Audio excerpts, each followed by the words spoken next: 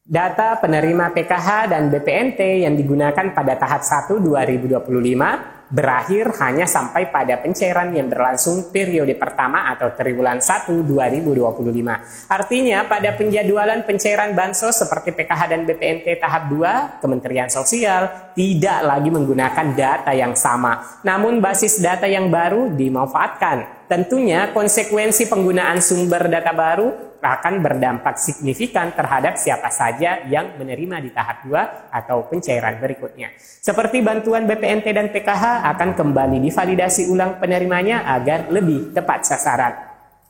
Dan khususnya penerima PKH hanya memberikan kepada 3 komponen keluarga. Dan khususnya penerima PKH hanya memberikan kepada 3 komponen keluarga saja untuk efektivitas penyaluran dan ketepatan sasaran sesuai dengan tujuan dan peruntukan bantuan PKH di tahun 2025. Nah, mengenai masalah digesernya data penerima lama ke yang baru, jadwal penyaluran bansos PKH BPNT tahap kedua dan hanya 3 komponen PKH yang diberikan bantuan pada periode tahap kedua akan kita jadikan topik pada hari ini. Namun setelah tayangan singkat berikut ini.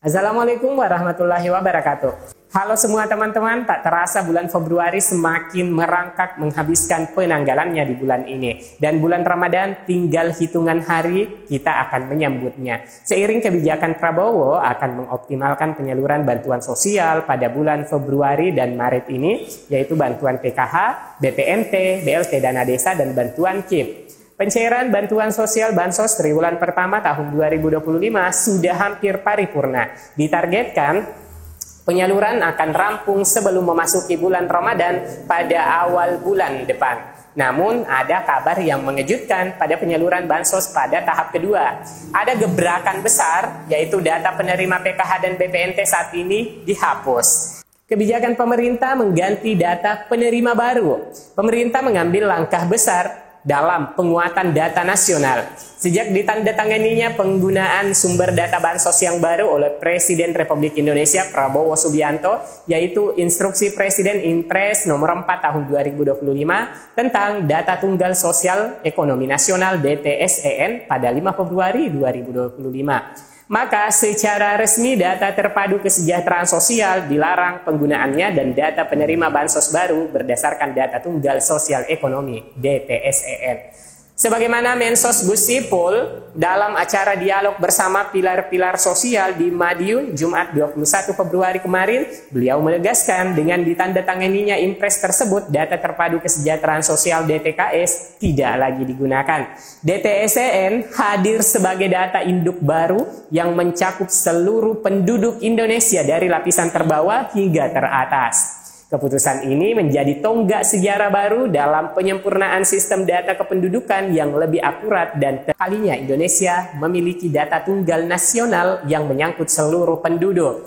DTSEN akan menjadi rujukan utama semua program sosial dan ekonomi ke depan. Jelas Gus Ipul, Jumat 21 bulan 2 2025. Gus Ipul menambahkan bahwa perubahan data seperti penambahan, penghapusan, atau perbaikan dapat dilakukan melalui 2 jalur, yaitu jalur formal dari pemerintah daerah dan jalur partisipasi masyarakat. Pencairan bantuan sosial Bansos triwulan pertama tahun 2025 sudah hampir paripurna. Ditargetkan penyaluran akan rampung sebelum memasuki bulan Ramadan pada awal bulan depan. Nah, seiring berjalannya penyaluran PKH dan BPNT di kantor pos, tentunya penyaluran semakin mendekati rampung. Bahkan Menteri Sosial dalam rilisnya Selasa lalu mengatakan sekarang sudah 90% per hari ini. Sudah hampir tuntas pencairan Bansos untuk triwulan pertama. Sudah clear semua, ujar Menteri Sosial Saifullah Yusuf kepada wartawan di kantor Kemensos pada hari Selasa 18 Februari 2025. Penuntasan penyaluran Bansos bakal berlanjut pada bulan Februari 2025 atau sebelum mulainya bulan puasa yang diprediksi pada bulan Maret 2025. Nah, artinya setelah penuntasan penyaluran bantuan sosial di triwulan pertama, maka akan memasuki penjadwalan proses penyaluran tahap kedua atau periode triwulan kedua yang berlangsung pada bulan April hingga Juni 2025. Nah, jadi teman-teman, dalam proses penyaluran Bansos PKH dan BPNT secara rutin diterima terjadwal sesuai dengan periode salur yang berjalan. Artinya KPM secara berkesinambungan dapat menerima bantuan secara teratur, terjadwal sesuai dengan proses bisnis penyaluran bantuan sosial dari Kementerian Sosial Republik Indonesia. Namun perlu dan wajib diketahui ya, untuk para KPM bahwa bantuan sosial itu tidaklah bersifat abadi dan tidak diterima seumur hidup, melainkan ada batas waktunya dan harus memenuhi persyaratan sesuai dengan ketentuan masing-masing dari bantuan sosial.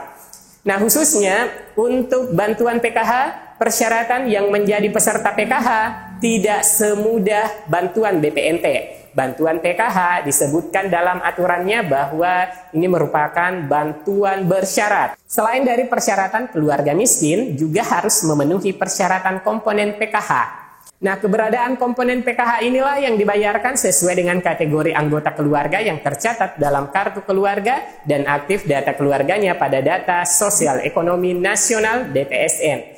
Nah, ada pun 3 komponen PKH yang dibayarkan bantuannya di sini saya akan merinci ya teman-teman satu persatu. Karena PKH itu sendiri terdapat 3 komponen di mana setiap komponennya itu terdapat kategori-kategori anggota keluarga.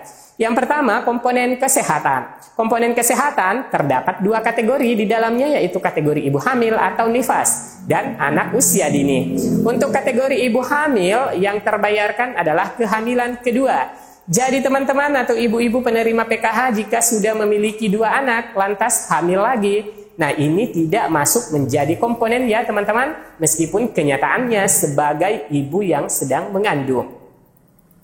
Namun yang disebut komponen berkategori ibu hamil atau nifas hanya untuk kehamilan yang kedua. Nah, selanjutnya teman-teman, komponen kesehatan untuk kategori anak usia dini 0 hingga 6 tahun 0 bulan.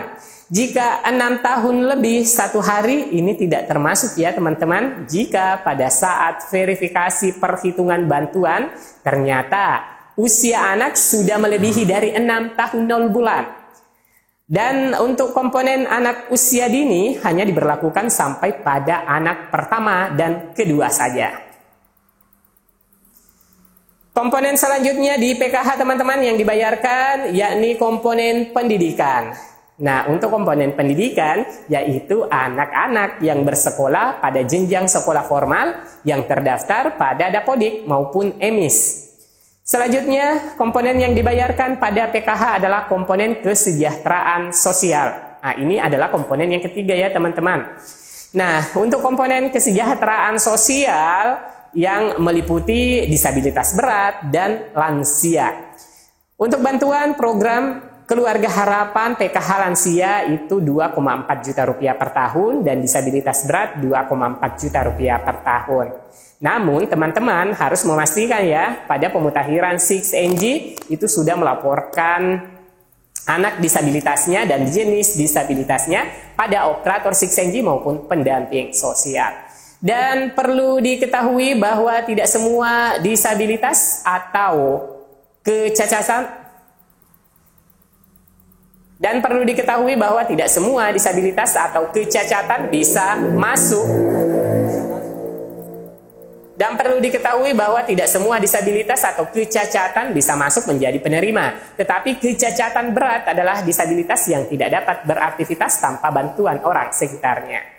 Nah teman-teman, itulah 3 komponen yang terdapat kategori anggota keluarga. Tanpa adanya komponen PKH dan kategori anggota keluarga, maka tidak bisa mendapatkan bantuan PKH lagi.